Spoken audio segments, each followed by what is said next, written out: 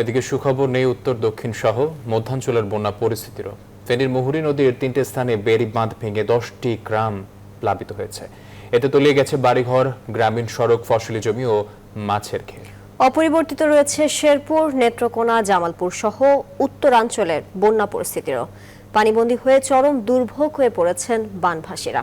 বিস্তারিত ডেস্ক রিপোর্টে। পানির স্রোতে সোমবার সকালে ফেনীর মুহুরী নদীর বেড়িবাঁধ ভেঙে যায়। এতে প্রবল বেগে পানি ঢুকে পড়ায় আশপাশের গ্রামগুলো মুহূর্তেই প্লাবিত হয়।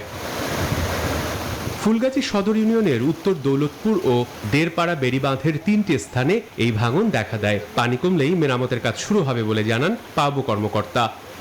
সবাই আসে, সবাই দেখে, জেলা প্রশাসক দেখে, সবাই দেখে, কিন্তু এটা দুর্নীতি কাজ হয়, এটা কিন্তু পরিপূর্ণ কাজটা তৈরি হয় না।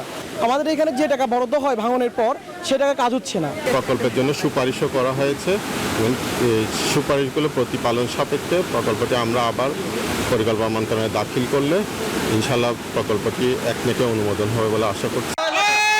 শেরপুরের 6টি ইউনিয়ন প্লাবিত, ভেঙে পড়েছে গ্রামীণ সড়ক, ব্রিজ, কালভার্ট, কাঁচা ঘরবাড়ি। এদিকে যমুনার পানি বাড়ায় সিরাজগঞ্জ ও জামালপুরের বন্যা পরিস্থিতিও খারাপের দিকে। এদিকে পদ্মায় পানি বেড়ে ফরিদপুরের নিচু এলাকা প্লাবিত।